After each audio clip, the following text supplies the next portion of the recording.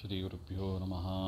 ನಾರಾಯಣಾಯ ಪರಿಪೂರ್ಣಗುಣಾರ್ಣವಾಯ ವಿಶ್ವೋದಯಸ್ಥಿತಿರಯೋನ್ಯತಿಪ್ರದಾಯ ಜ್ಞಾನಪ್ರದಾಯ ವಿಬುಧಾಸುರಸೌಖ್ಯದುಃಖ ಸತ್ಕಾರಣಾಯ ವಿತಥಾಯ ನಮೋ ನಮಸ್ತೆ. ತಪಸ್ವಾಧ್ಯಾಯ ನಿರತಂ ತಪಸ್ವಿ ವಾಗ್ವಿದಾಂಬರಂ ನಾರದಂ ಪರಿಪಪ್ರಚ್ಛ ವಾಲ್ಮೀಕಿರ್ ಮುನಿಪುಂಗವಂ. ಆಪಾದಮೌಲಿಪರ್ಯಂతం ಗುರುಣಾಂ ಆಕೃತಿಂ ಸ್ಮರೇತ್ ತೇನ ವಿಘ್ನಾಃ ಪ್ರಣಶ್ಯಂತಿ ಸಿದ್ಧ್ಯಂತಿ ಚ ಮನೋರಥಾಃ. ಶ್ರೀ ಗುರುಭ್ಯೋ ನಮಃ. ಬಾಲಕಾಂಡ ಅದರಲ್ಲಿ ಮೊದಲನೇ ಅಧ್ಯಾಯದಲ್ಲಿ 30ನೇ ಶ್ಲೋಕ. ಪರಮಾತ್ಮ ಗಂಗಾ ನದಿಯನ್ನು ದಾಟಿ ಚಿತ್ರಕೂಟಕ್ಕೆ ಬಂದಿದ್ದಾನೆ ಅಂತ ನೋಡಿದ್ದೀವಿ. ಚಿತ್ರಕೂಟಂ ಗತೇ ರಾಮೇ ಪುತ್ರಶೋಕಾತುರಸ್ತಥಾ ರಾಜ ದಶರಥ ಸ್ವರ್ಗಂ ಜಗಾಮ ವಿಲಪನ್ ಸುತಂ. ಯಾವಾಗ ಪರಮಾತ್ಮ ಚಿತ್ರಕೂಟಕ್ಕೆ ಬಂದನೋ ಆಗ ರಾಜ ದಶರಥ ಅಲ್ಲಿ ತನ್ನ ದೇಹವನ್ನು ಬಿಟ್ಟ. ಯಾಕೆ? ವಿಲಪನ್ ಸುತಂ, ತನ್ನ ಮಗನ ಅಂದರೆ ರಾಮಚಂದ್ರನ ವಿಯೋಗ ಸಹನೆ ಮಾಡಲಿಕ್ಕಾಗದೆ ಅವನು ಶರೀರವನ್ನು ತ್ಯಾಗ ಮಾಡ್ತಾನೆ. 6 ದಿವಸ ಇದ್ದಂತ ರಾಮ ಕಾಡಿಗೆ ಹೋದ ಮೇಲೆ 6 ದಿವಸ ಬದುಕಿದ್ದ ಅಂತ. ಅದಾದ ಮೇಲೆ ದಶರಥ ದೇಹ ಪರಿತ್ಯಾಗ ಮಾಡಿಬಿಡ್ತಾನೆ. ಮಗನನ್ನು ಬಿಟ್ಟು ಇರಲಿಕ್ಕಾಗಲಿಲ್ಲ. ಮೃತೇತು ತಸ್ಮಿನ್ ಭರತೋ ವಸಿಷ್ಠ ಪ್ರಮುಖೈರ್ದ್ವಿಜೈಃ ನಿಯುಜ್ಯಮಾನೋ ರಾಜ್ಯಾಯ ನೈಚ್ಛದ್ ರಾಜ್ಯಂ ಮಹಾಬಲಃ. ಮೃತೇ ಸತಿ, ತಂದೆ ಮರಣ ಆದ ಮೇಲೆ ಸಿಂಹಾಸನ ಖಾಲಿಯಾಯಿತು. ಸಿಂಹಾಸನ ಖಾಲಿಯಾಗಿ ಇರಬಾರ್ದು, ಯಾರಾವುದು ಒಬ್ಬರು ರಾಜರು ಅಂತ ಇರಬೇಕು. ಇಲ್ಲದಿದ್ದರೆ ರಾಜ್ಯ ನಾಶ ಆಗ್ತದೆ, ರಾಜ್ಯ ಹಾಳಾಗ್ತದೆ. ಹಂಗಾಗಬಾರ್ದು ಅಂತೇಳಿ ವಸಿಷ್ಠರು ಮುಂತಾದ ಎಲ್ಲರೂ ಕೂಡ ಬರ್ತಾರೆ. ರಾಮನನ್ನು ಕಾಡಿನಿಂದ ವಾಪಸ್ ಕರೆದುಕೊಂಡು ಬರೋಣ ಹಾಗೆ ಅಂತ ಬರ್ತಾರೆ. ವಸಿಷ್ಠ ಪ್ರಮುಖೈಹಿ ದ್ವಿಜೈಹಿ, ವಸಿಷ್ಠ ಮುಂತಾದವರೆಲ್ಲರೂ ಕೂಡ ಹೋಗಿ ಕರ್ಕೊಂಡ್ಬರ್ತಾರೆ. ನಿಯುಜ್ಯಮಾನೋ ರಾಜ್ಯಾಯ, ನೀನೇ ರಾಜನಾಗು ಅಂತ ಎಲ್ಲರೂ ಪ್ರಾರ್ಥನೆ ಮಾಡಿಕೊಂಡಾಗಲೂ ಕೂಡ ಪರಮಾತ್ಮ ರಾಜ್ಯಾಯ ನೈಚ್ಛದ್ ರಾಜ್ಯಂ ಮಹಾಬಲ, ಮಹಾಬಲಿಷ್ಠನಾದ ರಾಮ ರಾಜ್ಯವನ್ನು ಬಯಸಲಿಲ್ಲ. ನಾನು ತಂದೆಗೆ ಮಾತು ಕೊಟ್ಟಿದ್ದೇನೆ, 14 ವರ್ಷ ಆದ ಮೇಲೆ ನಾನು ಅಯೋಧ್ಯೆಗೆ ವಾಪಸ್ ಬರುವುದು ಹಾಗೆ ಅಂತ ನಿರ್ಧಾರವನ್ನು ಹೇಳ್ತಾ ಇದ್ದಾನೆ. ಸಜಗಾಮವನಂ ವೀರೋ ರಾಮಪಾದ ಪ್ರಸಾದಕಃ. ಅಷ್ಟಾದ ಮೇಲೆ ರಾಮಚಂದ್ರ ದೇವರ ತಾನು ಬರುವಾಗಲೇ ಒಂದು ಬಂಗಾರದ ಪಾದುಕೆಯನ್ನು ಹಿಡ್ಕೊಂಡು ಬಂದಿದ್ದ. ರಾಮನಿಗೆ ಅದನ್ನು ಸಮರ್ಪಣೆ ಮಾಡಿ ಆ ಪಾದುಕೆಯನ್ನು ಭರತ ತಾನು ತೆಗೆದುಕೊಂಡು ಹೋಗ್ತಾನೆ. ಅವನು ಕೂಡ ಪ್ರತಿಜ್ಞೆ ಮಾಡ್ತಾನೆ, ನಾನು ರಾಜ್ಯ ಮಾಡೋದಿಲ್ಲ, ರಾಜ್ಯಭಾರ ನಾನು ಮಾಡೋದಿಲ್ಲ. ನಿನ್ನ ಪಾದುಕೆಯನ್ನು ಸಿಂಹಾಸನದಲ್ಲಿಟ್ಟು ನಂದಿಗ್ರಾಮದಲ್ಲಿದ್ದು ನಾನು ರಾಜ್ಯಭಾರವನ್ನು ಮಾಡ್ತೇನೆ. ರಾಮ ಇಲ್ಲದ ಅಯೋಧ್ಯ ನನಗೂ ಬೇಡ ಹಾಗೆ ಅಂತ ಹೇಳಿ ಭರತನೂ ಕೂಡ ತಾನು ಪಾದುಕೆಯನ್ನು ತೆಗೆದುಕೊಂಡು ಹೋಗಿ ನಂದಿಗ್ರಾಮದಲ್ಲಿದ್ದು ಪಾದುಕೆಯನ್ನು ಸಿಂಹಾಸನದಲ್ಲಿ ಕೂಡಿಸಿ ರಾಜ್ಯಭಾರವನ್ನು ಮಾಡ್ತಾನೆ. ಗತ್ವಾತು ಸುಮಹಾತ್ಮಾನಂ ರಾಮಂ ಸತ್ಯಪರಾಕ್ರಮಂ ಅಯಾಚದ್ ಭ್ರಾತರಂ ರಾಮಂ ಆರ್ಯಭಾವ ಪುರಸ್ಕೃತಃ ತ್ವಮೇವ ರಾಜ ಧರ್ಮಜ್ಞ ಇತಿ ರಾಮಂ ವಚೋಬ್ರವೀತ್ ರಾಮೋಪಿ ಪರಮೋದ್ಧಾರಃ ಸುಮುಖಃ ಮಹಾಯಶಃ ನ ಚೈಚ್ಛತ್ ಪಿತುರಾದೇಶಾತ್ ರಾಜ್ಯಂ ರಾಮೋ ಮಹಾಬಲಃ.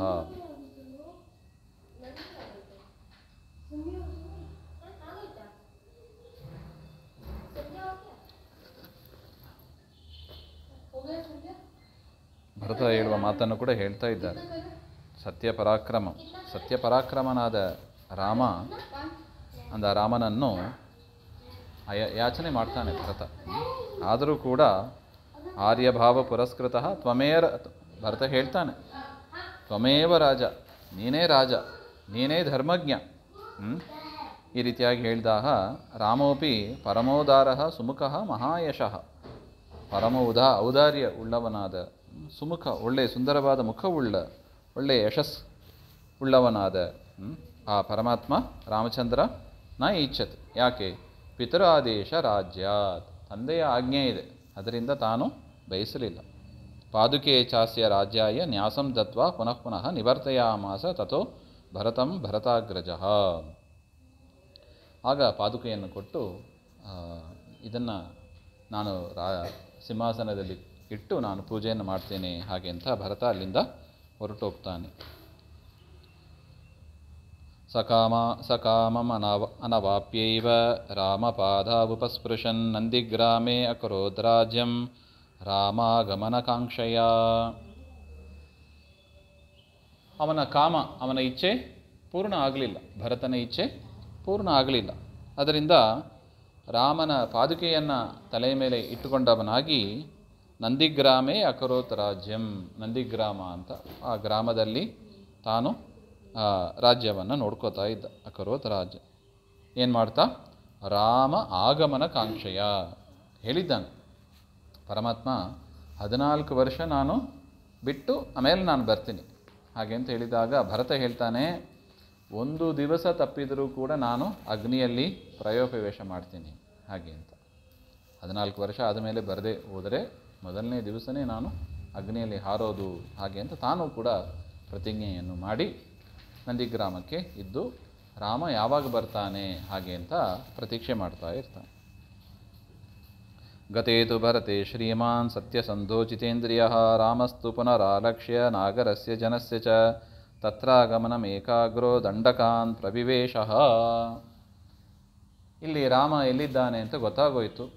ಅದರಿಂದ ಜನರು ಮತ್ತೆ ಮತ್ತೆ ಬರುವರು ಎನ್ನುವ ಒಂದು ಶಂಕೆಯಿಂದ ಚಿತ್ರಕೂಟಕ್ಕೆ ಮತ್ತೆ ಮತ್ತೆ ಜನರು ಬರೋರು ಹಾಗೆಂಬ ಒಂದು ಚಿಂತನೆಯಿಂದ ಏನು ಮಾಡಿದ ರಾಮ? ಅಲ್ಲಿಂದ ತಾನು ಹೊರಟು ದಂಡಕಾರಣ್ಯಕ್ಕೆ ಪ್ರವೇಶ ಮಾಡ್ತಾನೆ. ದಂಡಕ ಅಂತ ಒಂದು ರಾಜ ಇದ್ದ, ಅವನು ರಾಜ್ಯಭಾರ ಮಾಡಿದ ಪ್ರದೇಶ ಅದು. ಅದರಿಂದ ಅದಕ್ಕೆ ದಂಡಕಾರಣ್ಯ, ಅದು ಕೊನೆಯಲ್ಲಿ ಅರಣ್ಯವಾಗಿಯೇ ಉಳೀತದು. ಅದರಿಂದ ದಂಡಕಾರಣ್ಯ ಅಂತ ಹೆಸರು. ಆ ವನಕ್ಕೆ ಪ್ರವೇಶ ಮಾಡ್ತಾನೆ. ಪ್ರವಿಶ್ಯತು ಮಹಾರಣ್ಯಂ ರಾಮೋ ರಾಜೀವಲೋಚನಃ ವಿರಾಧಂ ರಾಕ್ಷಸಂ ಹತ್ವಾ ಶರಭಂಗಂ ದದರ್ಶಃ ಸುತೀಕ್ಷ್ಣಂ ಚಾಪ್ಯಗಸ್ತ್ಯಂ ಚ ಅಗಸ್ತ್ಯಭ್ರಾತರಂ ತಥಾ ಅಂತ ಮಹಾರಣ್ಯವನ್ನು ಪ್ರವೇಶ ಮಾಡಿ ರಾಜೀವಲೋಚನ, ಕಮಲದಂಥ ಕಣ್ಣುಗಳಂಥ ಆ ರಾಮಚಂದ್ರ ದೇವರು ವಿರಾಧ ಅಂತ ಒಂದು ರಾಕ್ಷಸ, ವಿರಾಧ ಎನ್ನುವ ರಾಕ್ಷಸನನ್ನು ಕೂಡ ಸಂಹಾರ ಮಾಡಿ ಶರಭಂಗ ಅಂತ ಒಂದು ಋಷಿಗಳು, ಶರಭಂಗರ ಆಶ್ರಮಕ್ಕೆ ರಾಮಚಂದ್ರ ದೇವರು ಬರ್ತಾ ಇದ್ದಾನೆ. ತದನಂತರ ಅಗಸ್ತ್ಯರು ಅಗಸ್ತ್ಯ ಭ್ರಾತರಂ ತಥ, ಅಗಸ್ತ್ಯರ ಸಹೋದರ, ಅವರನ್ನು ಕೂಡ ನೋಡಿ ಅವರಿಂದ ತಾನೇನೇನು ಆಯುಧ ಪಡೆಯಬೇಕು ಇಂದ್ರದೇವರು ಕಳಿಸಿರ್ತಾರೆ ಆ ಆಯುಧವನ್ನೆಲ್ಲ ತಾನು ಸ್ವೀಕಾರ ಮಾಡ್ತಾ ಇದ್ದಾನೆ. ಅಗಸ್ತ್ಯ ವಚನಾಚೈವ ಜಗ್ರಾಹೇಂದ್ರಂ ಶರಾಸನಂ ಖಡ್ಗಂ ಚ ಪರಮಪ್ರೀತ ತೂಣೀ ಚಾಕ್ಷಯ ಸಾಯಕೌ. ಇಂದ್ರದೇವರು ಅವರಿಗೆ ಕೊಟ್ಟಿದ್ದರಂತೆ. ಇದು ದೇವಕಾರ್ಯ ಆಗಬೇಕಾಗಿದೆ. ರಾಮ ಅವತಾರ ಮಾಡಿದ್ದಾಗಲಿ ವನಕ್ಕೆ ಬಂದದ್ದಾಗಲಿ ಮುಖ್ಯ ಉದ್ದೇಶ ಏನು? ಯಾರನ್ನು? ರಾವಣನ ಸಂಹಾರ ಮಾಡುವುದೇ ಪ್ರಧಾನ ಉದ್ದೇಶ. ಅದರ ಮಧ್ಯದಲ್ಲಿ ಕೈಕೇಯಿ ಅದೆಲ್ಲ ಸುಮ್ಮನೆ ನೆಪ, ಅದಷ್ಟೇ. ಚಿತ್ರಕೂಟಕ್ಕೆ ಬಂದದ್ದು ಅದೆಲ್ಲ ಏನು ನೆಪ. ರಾಮನ ಅವತಾರದ ಉದ್ದೇಶ ಏನು? ಕೃಷ್ಣನ ಅವತಾರ ಉದ್ದೇಶ ಏನು? ಕಂಸನ ಸಂಹಾರ, ದುರ್ಯೋಧನನ ಸಂಹಾರ, ಅದೇ ಪ್ರಧಾನ ಉದ್ದೇಶ. ಅದಕ್ಕಾಗಿ ಕೃಷ್ಣ ಅವತಾರ ಮಾಡಿದ್ದು. ದೇವತೆಗಳು ಹಾಗೆ ಪ್ರಾರ್ಥನೆ ಮಾಡಿದ್ದು, ಹೌದು, ಶಿಶುಪಾಲನ ಇಟ್ಕೋಬೇಕು, ದುಷ್ಟರ ಸಂಹಾರ ಒಟ್ಟು. ಅದೇ ಥರ ರಾಮಚಂದ್ರ ದೇವರು ಬಂದದ್ದು ಅದಕ್ಕೆ, ರಾವಣನ ಸಂಹಾರ ಆಗಬೇಕು. ದೇವಕಾರ್ಯ, ದೇವತೆಗಳೇ ಪ್ರಾರ್ಥನೆ ಮಾಡಿದ್ದರು ಪರಮಾತ್ಮನನ್ನು, ಅದರಿಂದ ರಾಮನಾಗಿ ಅವತಾರ ಮಾಡಿದ್ದು. ಮಾಡಿದ ಕೂಡಲೇ ಪರಮಾತ್ಮ ಬಿಲ್ಲು ಬಾಣಗಳನ್ನು ಹಿಡ್ಕೊಂಡು ಬಂದಿಲ್ಲ.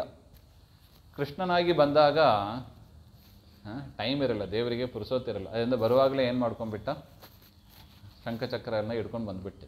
ರಾಮ ಹಾಗಿಲ್ಲ, ಸಾಮಾನ್ಯ ಮನುಷ್ಯರಂತೆ ಅವತಾರ ಮಾಡಿದ. ಆಯುಧ ಬೇಕಲ್ಲಾರ, ಯುದ್ಧ ಮಾಡಬೇಕು ಅಂದರೆ ಆಯುಧ ಬೇಕು. ಅದರಿಂದ ದೇವೇಂದ್ರನತ್ತ ಮೊದಲೇ ಹೇಳಿಕೊಟ್ಟಿದ್ದ, ಆಮೇಲೆ ನನಗೆ ಇದನ್ನು ಕಳಿಸು ಹಾಗೆ ಅಂತ. ದೇವೇಂದ್ರನು ಕೂಡ ಪರಮಾತ್ಮನ ಆಜ್ಞೆಯಂತೆ ಆ ಆಯುಧಗಳನ್ನೆಲ್ಲ, ಪರಮಾತ್ಮನದ್ದೇ ಆಯುಧ, ಶಾರ್ಂಗ ಧನುಸ್ಸು ಇತ್ಯಾದಿಗಳು, ಖಡ್ಗ ಇತ್ಯಾದಿಗಳು, ಅದೆಲ್ಲವನ್ನು ಕೂಡ ಇಂದ್ರದೇವರು ಅಗಸ್ತ್ಯ ಋಷಿಗಳ ಹತ್ರ ಕೊಡ್ತಾರೆ. ಅಗಸ್ತ್ಯರು ಅಲ್ಲಿಗೆ ರಾಮಚಂದ್ರ ದೇವರು ಬಂದಾಗ ಅಗಸ್ತ್ಯರ ಆಶ್ರಮಕ್ಕೆ ರಾಮ ಬರ್ತಾನೆ. ಅಲ್ಲಿ ಅವ್ರ ಹತ್ರ ಹ್ಯಾಂಡ್ ಓವರ್ ಮಾಡಿಬಿಡ್ತಾರೆ. ಸೊ ಅದು ಯಾರ್ದು ಧನುಸ್ಸು ಆಯುಧ? ಎಲ್ಲ ದೇವರದ್ದೇ, ತನ್ನದೇ ಆಯುಧ ಇಂದ್ರನಿಗೆ ಕೊಟ್ಟು ಅಗಸ್ತ್ಯರ ದ್ವಾರ ಅದು ಪುನಃ ರಾಮನಿಗೆ ಬಂತು. ಟ್ರಾನ್ಸ್ಪೋರ್ಟೇಷನ್ ಫೆಸಿಲಿಟಿ, ಕುರಿಯರ್ ಇದ್ದಂಗೆ ಒಂದು ರೀತಿ, ಕುರಿಯರ್ ಸೇವೆ. ಹಾಂ, ಹೌದು ಹೌದು ಹೌದು, ದೇವರ ಅವತಾರ ಮಾಡಿದ್ದೇ ಅದಕ್ಕೆ.